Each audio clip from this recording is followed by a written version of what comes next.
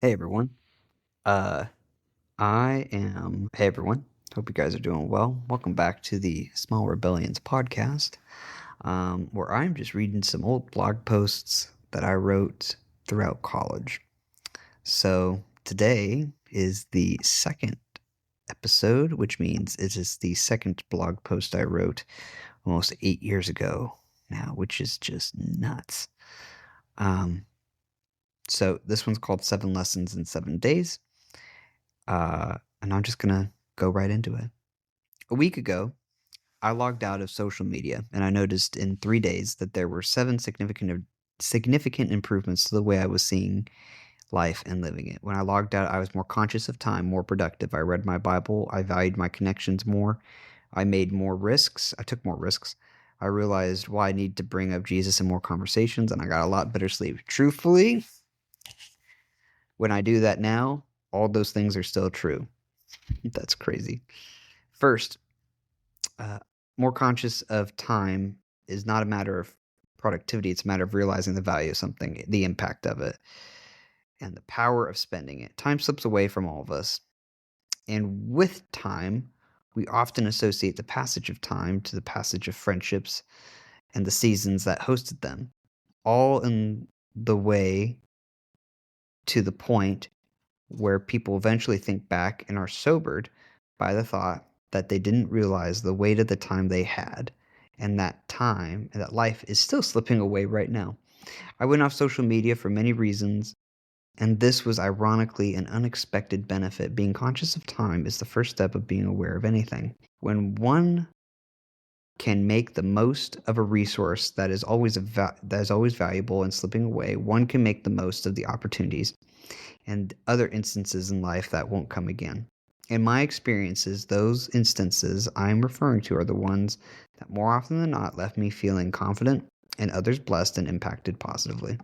Social media is a time sucker, as my mother always said. And like Adam and Eve, I wanted to have an account so that could be where everyone else is. So I could be where everyone else is. And so I had my accounts and I found time sucked away from me and my friendships becoming more fragile and shallow than I wanted.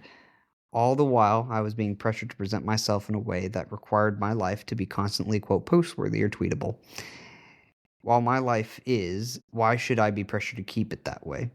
When I logged out, I realized who my friends were and who I cherished.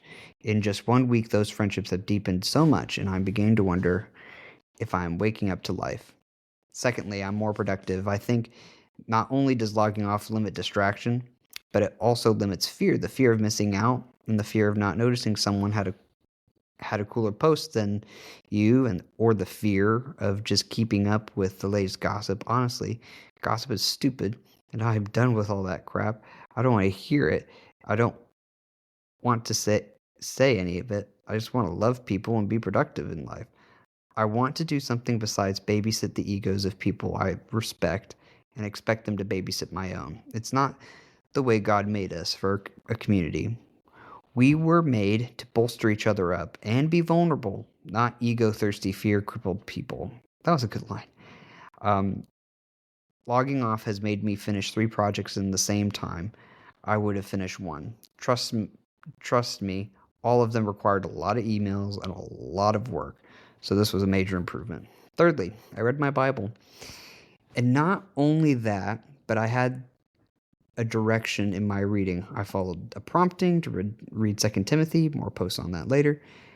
I have read consistently for days in a row, which is rare for me, I must confess, but I like this new rhythm. I think it is because that when I was on social media, I would give my friends the place of speaking, and God would be polite and not have my would be polite not to have my care for them be interrupted. But when I signed off, all my friends were God knows where, doing God knows what, and not knowing anything was liberating. I am confident that when I turned the radio static of my social media I'm confident that when I turned the radio static of my social media of God was the only frequency that was left for me. I listened and I have obeyed, and living in that obedience has been refreshing and provoking of peace in my life, of a different, more urgent and peaceful of a different, more urgent and peaceful than I've ever experienced. Man, can I just say this? I was a verbose kid and I had some big thoughts, but man, I could do better writing. Maybe I need to do better reading too. But anyway, fourth, I have valued all of my connections more. Plain and simple, if I saw a friend this past week, I stopped and talked to them, and I did not care if it was awkward. I caught up for 5 to 10 minutes, and it was so incredible not to have any thought of anyone else coming in because honestly, no one texts anymore. They Snapchat over Starbucks free Wi Fi. That was clever. Um, I was fully engaged in the conversations and situations I was experiencing. Being so fully involved with people I love was refreshing. It made me feel like I was the friend they deserved. Fifth, I made more risks, both social and adventurous. I took more risks. Man, I had bad grammar. I saw movies and took hikes, went to Catalina with an old friend from middle school, had coffee with mentors that meant the world to me, and I took photos that were present with my new Polaroid, and nothing was out of bounds. I was, for the first time in my life, fearless and didn't really have a care of what people thought. I just wanted to love them sincerely and leave no stone unturned. Sixth, I realized that with time slipping through my fingers and coming to grips with the power of face to face interaction, I need to bring Jesus up in conversations more. This was a damning revelation to me as I realized that with friends, we don't talk about Jesus much, if at all. Sure, we know we love him and we want to live our lives for him, but we don't bring up our mutual friend, or at least I do not and have not. And I have felt very convicted that I should love people and that I should if I love the people in my life. No more questions about it. With social media gone from me, I realized that the next connection could be my last. So why do I leave so many without the gospel? Seventh, better sleep. Honestly, when there's not Instagram or Twitter or Snapchat and bright screens at obscene hours of the late night and early morning, and with having no worries about what is happening, I sleep better because I know that all I need to know and that all I know is that Jesus loves me and that I lived today well.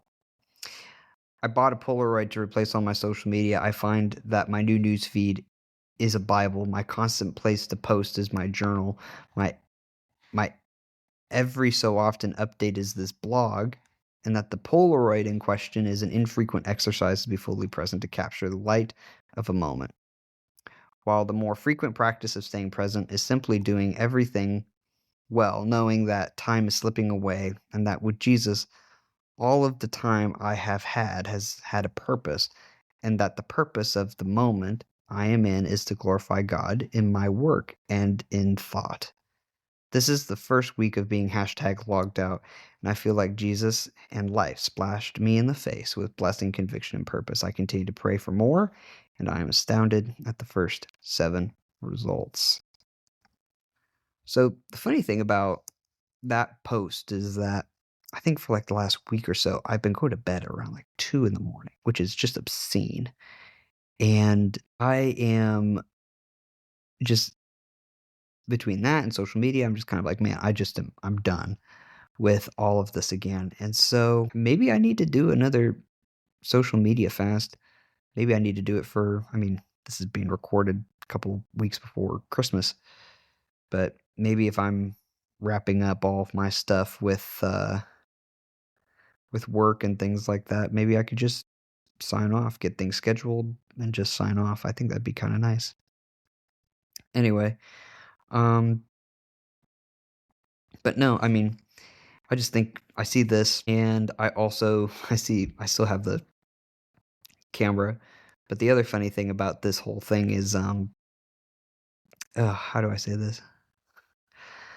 Uh, Darren Whitehead, my pastor, is doing this whole digital detox thing, and those are very close to the things that he also says are the perks of digital detoxing. So I don't know. It's an interesting thing.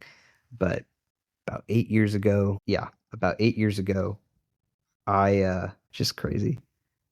I did a little digital detox and it was a benefit to me. So if you're thinking about doing a digital detox, great resource to think through would be the Digital Detox book by Darren Whitehead. And then also, there's another book. I'll link it in the description. But anyway, hope you're doing well. Hope you enjoyed this. Talk to you later.